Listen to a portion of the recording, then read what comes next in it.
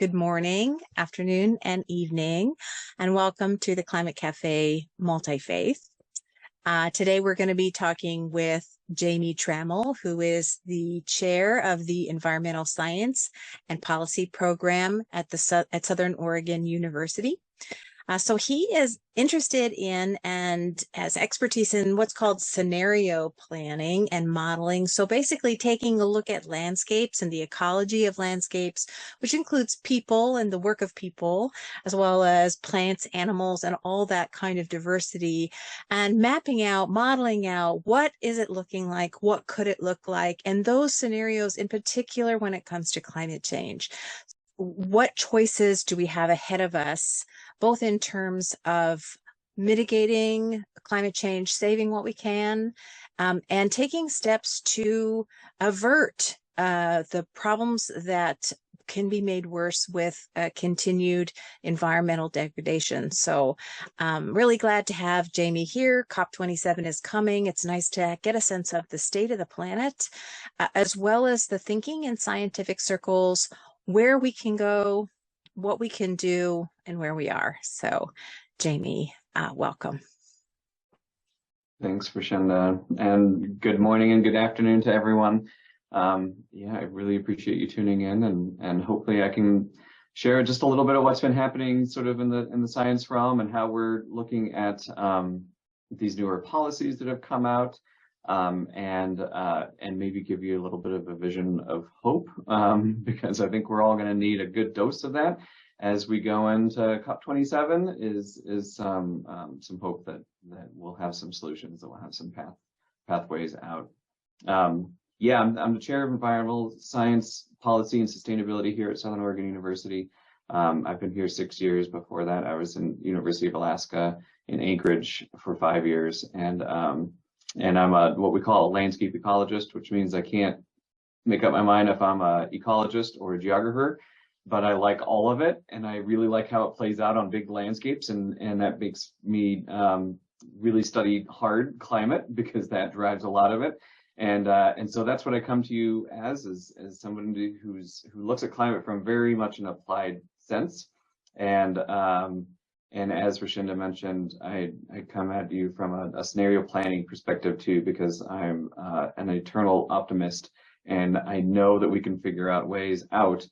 We just have to be creative enough to think about them and put them in action. So so I have just a short little slides to share, because I can't help but do that as a professor. And oftentimes graphs and maps are just much better. So yeah, when talking to Rashenda about this and thinking about what would be best to cover, we kind of decided just a couple minutes on sort of the current status. A lot of new science has come out just recently, sort of in preparation for COP27. And so I want to highlight just some of those, and then the recent policies and hope. So, and with that comes updated models. Science is an evolving thing, right? We are never happy with our current status quo of understanding. We're always adapting and learning from those experiments and inquiries. So some updated models and studies, and then going into the other elements. All right, so current understanding first. No big surprise, our anomalies continue, right? Just a reminder, we think of climate change in terms of anomalies from what we consider normal. And that's a shifting baseline, right? This is, what NOAA produces every single year is compared to the 200-year average or 120-year average, or it depends on if they're looking nationally or locally. Depends on how long we have reliable records for. But they look at the average across that entire time period, and then they look at departures from that average. And that's what you're looking at with anomalies. And it's really important to kind of remember that, because that's an important measure of some element of climate change. And it's typically represented with these temperature bars, but it's not all of it, right? Especially mean temperature, average land temperature. I mean, there is no good corollary to average land temperature in individual persons' lives. And so this is just one indicator. It's not one that we need to spend a ton of time on, but it is a really excellent one of just reminding us that there's no place where this isn't being met. This anomaly isn't being exceeded pretty substantially, right? And last year, we all know in certain parts of the world, 2021 was particularly challenging, and I'll speak to that again in a minute. Something else that we've gotten pretty good at, I think, in the last year and a half is thinking about analogous climates, really thinking about climate change in terms of, okay, what does this actually mean? Like what's something that I can relate to that helps put into context what climate change means or could mean for us. And I put together this slide because, so in 2015, we had some pretty extreme temperatures. I actually did this before we had the gridded information for 2021. But actually 2021 is so analogous that we don't, it's not really fair to kind of compare to anything else. But I like 2015 because it represents on average about a 4 degree Fahrenheit increase in sort of that, average temperature for the contiguous US. And that's what we are expecting under, basically any scenario by the year 2030. Or by the decade of the 2030s, is something that looks like this. And so if you can remember it to 2015, I was in Alaska, and I definitely remember it. That's the year we didn't have a winter in Alaska, which is saying an awful lot, right? That's the year where it snowed a trace amount in Anchorage, and that was it for the whole year. It was mostly rain, and it came down and froze, and it created all these issues that no one had any idea how to deal with because we simply hadn't experienced that before. And so I really like these analogous climates or thinking about analogies so that we can kind of make this more real for folks. Remember 10 years ago or 8 years ago when summer temperatures and the winters, and remember how that felt? Like, remember that's kind of what we're aiming for. Like, that's where we're going. That's the trajectory we're on. And so it gives them just something a little bit more to hold on to. And I don't know if you saw this too. This was, I think, put out in the New York Times, as well as numerous other publications kind of picked it up. But again, the same kind of concept, providing some analogies for the future climate that you might experience under the current trajectories. So in the Pacific Northwest, where I think a good amount of us are located, thinking about the climate that exists perhaps in Sacramento, existing in Portland. And that's a pretty marked departure. Right? Or for those of you in the Midwest, thinking about Minneapolis looking a bit like Topeka, right? It's a very, very different sense. And this gets at more of the holistic approach in thinking about climate. It's not just that mean temperature and thinking about warmer summers. It's more about, oh gosh, it's the winters, it's the what we call the shoulder seasons, the transition from spring to summer. It's all those time periods that we're using to kind of put these analogous climates together, where we're saying, okay, this is generally how the temperature and precipitation and seasons evolve in this place. This is how it's going to be playing out now in the future in these other places. So those are some of the updates. We also are getting, I think, pretty good about coming up with different metrics, of communicating climate change. One of them is growing degree days. So this is something that farmers, and we all kind of like food, I think, farmers really latch onto. This is basically what dictates what can be grown and can't be grown in a region. And we've gotten very good at looking at, okay, how do these temperature changes and across the entire seasonal profile impact things like growing degree days. And this is an example from Jackson County here in Southern Oregon.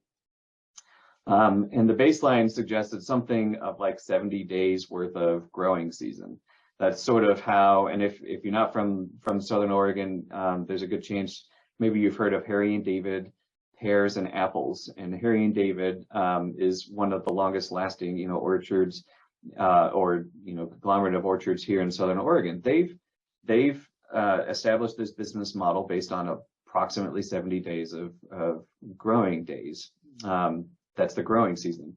Well, by 2030, we're expecting that to increase by about to 93 days. So 3 extra weeks of growing season.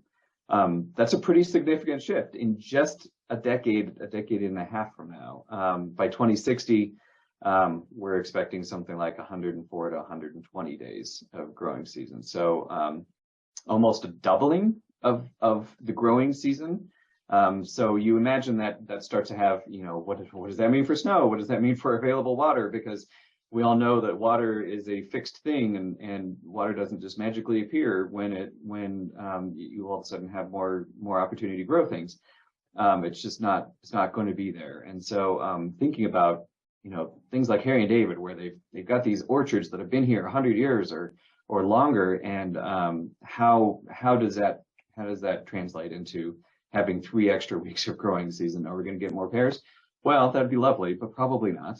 We might need to think about oranges, or heaven forbid, things like bananas. But we won't go that far yet, right? So we're coming up with some really good sort of these metrics, other ways to understand what the future climate might bring us. And the more that we can do this and put it into real terms, I think it helps facilitate the broader conversation of how do we adapt, and what do we want to adapt into, and how do we make sure that this is equitable, because there's going to be a lot of changes and a lot of challenges to our status quo, which isn't perfect anyway. And so thinking about this really critically helps to have these nicer metrics. The other thing we've seen a lot of most recently is these attribution studies. So we've been able to more explicitly link, thanks to folks like Amazon Web Services and the supercomputers at IBM. Almost every major computer corporate giant has opened up sort of their computing powers to scientists so that we can run these really ridiculously complicated models where we can start to actually attribute certain weather events to climate change. We can run simulations where we can say, hey, in the absence of this, observed 3 or 4 degree Fahrenheit warming, would we see this type of event? And the answer is no. So the heat wave that hit the Pacific Northwest last year is literally a 1 in 1,000 year event. That's according to the current climate. In the past, it's improbable. It's completely improbable. There's no statistical validity to anticipating something that what we saw in the Pacific Northwest of North America last year. Simply not possible. And so these attribution studies are really important, because it's getting us to the point where we can think about, okay, so if this event is maybe 10 times more likely than it was before, well, that means, say, floods in Pakistan as an example, because I'm studying flooding events, globally. If we say, well, that used to be a 1 in 70 year chance, instead of a 1 in a lifetime chance that flood might occur, but now we're saying it's 10 times more likely. Well, think about that. That means every 7 years a flood like that is likely. And I'm not saying that for Pakistan, but you can imagine these flood events, these fire events where we say, oh gosh, that's a 1 in 100, and now that's 5 times more likely to occur. We're shaking it from the scale of once in a lifetime to many, many times in a lifetime, and that's really challenging. We are, as a society, as a species, as a group of concerned people, we're really good about picking up after really big disasters and kind of rebuilding. The question is, how many can you withstand before you fundamentally shift and change something? And that's something that we've also gotten into recently is this term called tipping points. So tipping points in climate change has been used actually for about a decade. We're just now starting to look at tipping points in terms of societies, because we're seeing so many more extreme events, because we're seeing people's will to respond and adapt to sort of erode as we continue to be exposed to these really big things. We're looking at more and more at the socioeconomic tipping points as well as the climate tipping points. But on the climate tipping points perspective, this recent study that just came out about 3 or 4 weeks ago, I think, really looked hard at that goal of 1.5 degrees C, limiting it to just 1.5 degrees C globally, right? Which means some areas are still experiencing a 4 to 5 to 6 degree C increase. That's going to tip us over some of those climate tipping points that we are hoping to avoid. Things like permafrost melt and thaw, and I'll get into that in a moment again too.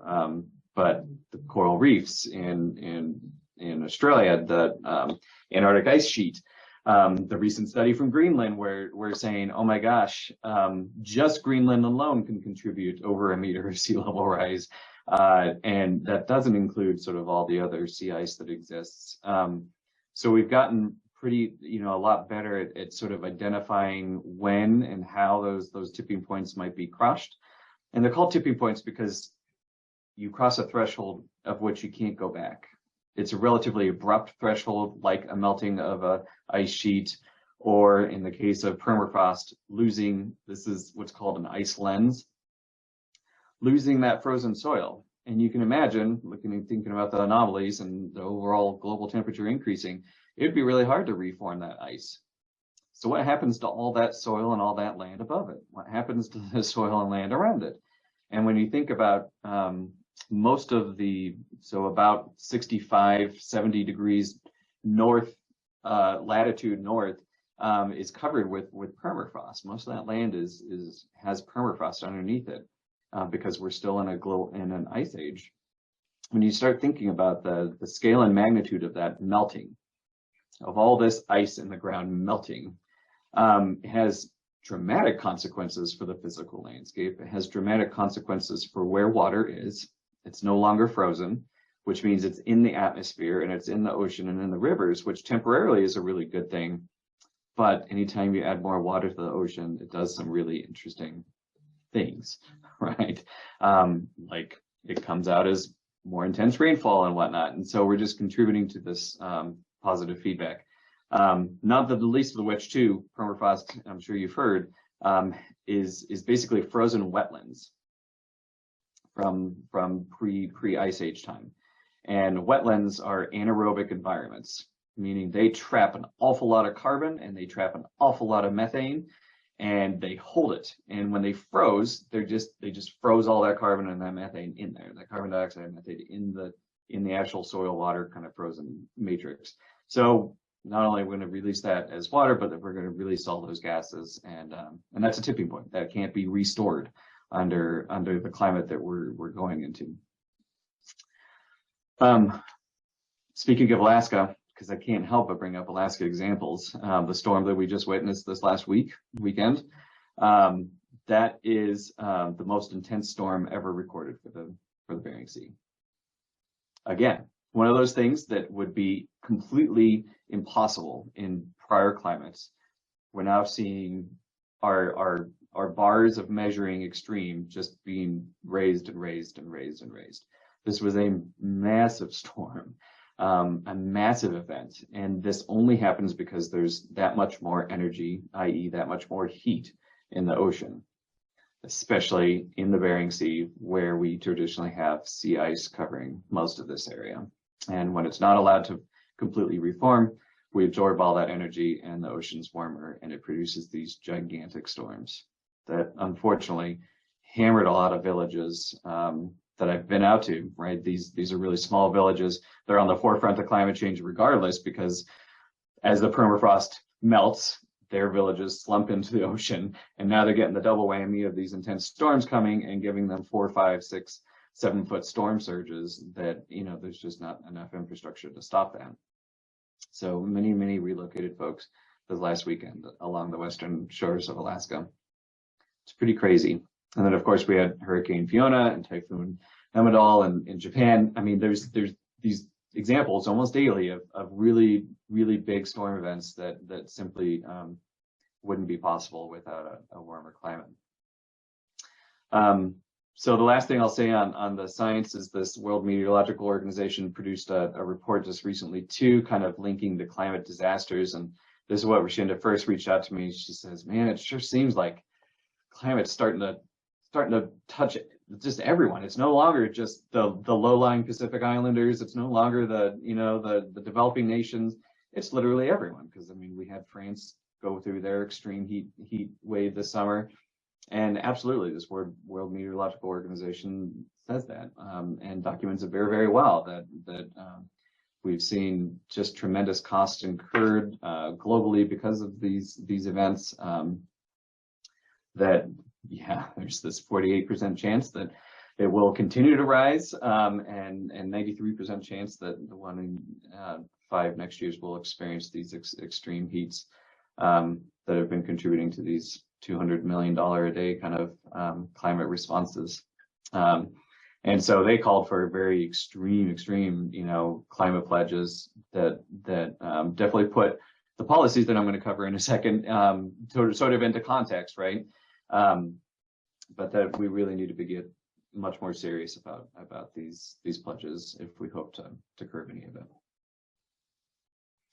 All right, so let's talk about just a couple of policies that have come through. Rashinda alluded to the IRA, the Inflation Reduction Act, $437 billion, right? A big chunk of that is going to what they call energy security and climate change, which is primarily in incentives to mitigate, right?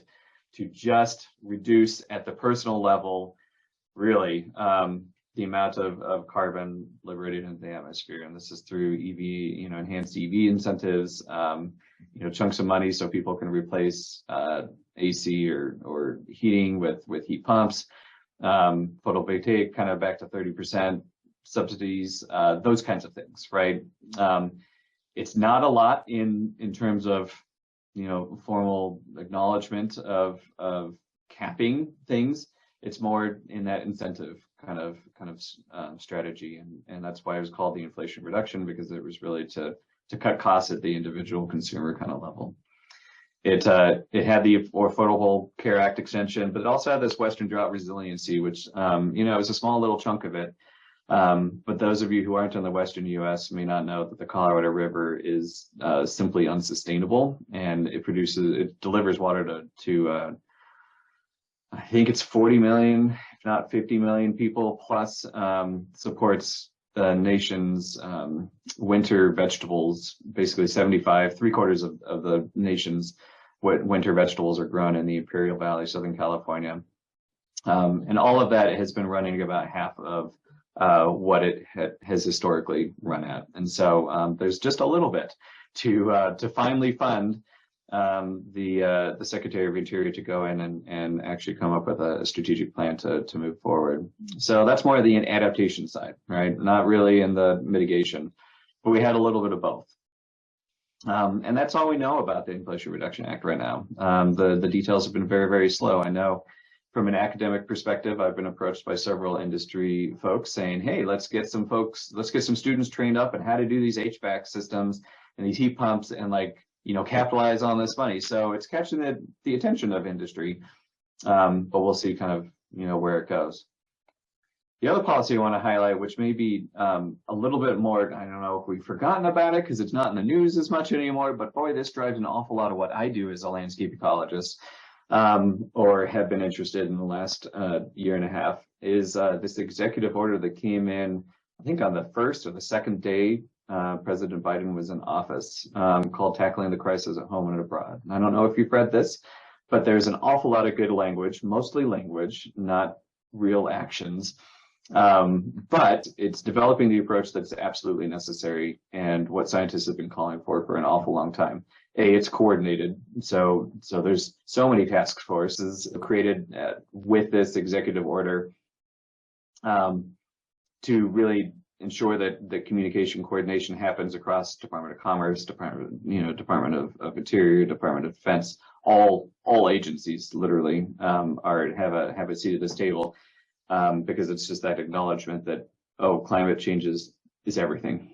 Like you were saying, it's the soup that we swim in, right? So it was a really important step forward, and of course it anticipated doubling offshore wind by 2030, at least from the permitting perspective. But what I really want to focus in is what conservation biologists have called the 30 by 30 measure. And this is actually not unique to the United States, but we were the first ones to, through this executive order, formally adopt the goal of conserving 30% of land and water by the year 2030. And a lot of folks early on kind of said, well, what does that have to do with climate change? What does conserving, habitats have to do with climate change? And it's that realization, it's that remembering that nature has a lot of this figured out. And if we just allow nature to do it, then nature will do it very well, much better than we can on the mitigation side. And so there's been a really big push, and it's been really exciting. I've been working a lot with the U.S. Geological Survey, who's in charge of managing the sort of protected areas network of the United States, and thinking hard about, okay, how do you protect more of those really critical, carbon, but also social spaces, so that we're best suited to absorb whatever climate change might be coming our way. Because we know some of it has already been triggered. We know that we're down the pathway for some things. So the last little bit, I just want to talk about some of the kind of promising solutions that I've seen, and some positive things to think about, some hope maybe to think about as we approach the COP27 meeting and all the reports coming out of it. It's getting back to why I really like the 30 by 30 goals. The carbon cycle is amazing. It's been working so well for so long. And if we really think strategically, getting back to, allowing nature to do what nature does best, then we're in a really good shape. We can actually harness all of what nature can do to store these things. And it's really just this balanced equation of, okay, we can cut emissions, and we absolutely have to do that. But we can also just not do bad things to the environment. And the environment will help us absorb and cut emissions, because a lot of emissions you can see, obviously fossil carbon is such a big part of it, but our land use, where we choose to do agriculture, where we choose to put pavement and asphalt, where we choose all those things, has a significant impact on the amount of carbon that we liberate into the atmosphere. And so looking at this as a balanced equation, just like we would as a budget that we have for a household or a business, we shouldn't allow outputs to exceed the inputs. So Project Drawdown is a really good one for this. I'm sure most of you have seen Project Drawdown, either presentations or the book or their website. What I particularly like about them is that in addition to employing all the solutions that they suggest and quantify, they're taking both the individual and the global kind of approach to this. And so I grabbed this snapshot just to show how they're really setting up these portfolios for new employees. So one thing that I enjoy is in higher ed is thinking about, well, what's the next generation going to do? What's their prerogative? What's their initiative? What are their goals? And what we've learned overwhelmingly since millennials and beyond, those generations really want to do something good. Like they will not take a job without some sense of purpose, greater purpose. And that provides me a lot of motivation as for teaching environmental science. But it's really heartening to see folks like groups like Project Drawdown say, okay, well, even if you don't have a climate sustainability job, here's some ways that you can actually bring meaning to your job that helps address the climate crisis, and gives them actually these suite of tools that they can bring into any job anywhere, and think hard about, okay, how can I start to shift the culture within this corporation, even though I'm not a manager and I'm not a climate strategist. It provides them some additional resources. So I really like that. Obviously, this is what they're best known for. Project Drawdown is that list of 150, 200 different solutions with a quantification of how much, carbon it would offset. And that's still a really important tool, right? But when you start seeing things like onshore wind turbines and just utility scale PV systems, I don't know if anybody's seen utility scale PV systems, but with that opportunity comes some certain challenges, right? Yes, we can pave the desert with photovoltaics and get ourselves off of fossil fuels, but there's some serious consequences to this. I used to work in Las Vegas and throughout the Mojave Desert, and I've seen, and both on the permitting and on the actual once it was built side of these big solar arrays. They're really amazing, but they certainly come with their consequences. So balancing this Project Drawdown approach with a relatively new term, although it's certainly something that I think a lot of conservationists have been working on for a while, but it's called nature positive. So thinking about, okay, we've got all these solutions, we've got these engineering kind of solutions, we've got these social solutions, we have policies we can implement, we have all these different things that we can do as a society. But often we forget about just the contribution of nature in this. And when we tend to think about this, when we tend to think about the impact, the environmental impact of climate change, or the environmental impact of any of our decisions, we think of net zero. You know, we don't want to negatively impact things, or we want to get to a net zero carbon emissions kind of goal. Climate or nature positive actually says that's not quite enough. Let's use nature-based solutions, which was kind of the precursor to this nature positive. Let's not think of net zero. Let's think of net positive. Let's think of the end is not just do no harm. The end is we've enhanced. We've actually brought new opportunities. We've restored. We've regenerated places. And so this is where I get a lot of hope from things like regenerative agriculture. It's not only changing how we do agriculture so that we're not liberating carbon and destroying the soil horizons, but we're actually doing it in a way that enhances the soil horizons, enhances the environment around, enhances our ability to move and use water better. So it's actually a nature positive kind of scenario or future. And so the International Panel on Biodiversity and Ecosystem Services, which is this IP's group, they put together this nature futures, like what are the nature supporting places where we can really think of, you know, if nature's in the positive direction, then these other elements are as well. So I'll replace this really awesomely drawn, really nice graphic with a really horrendous graphic because I made it and I'm just not a graphic artist, and talk about how this fits into scenarios. So we actually have this opportunity at this point where we're staring down this tunnel of like, oh my gosh, okay, we've crossed a threshold in some areas. We're not yet there. We have this potential to make these policy interventions, but we also have this opportunity to think about what could we do to actually enhance nature and enhance nature's ability to help us in this fight. And this is where we can really think critically about which future do we want to support, which direction do we want to go down. A lot of you are familiar with IPCC scenarios.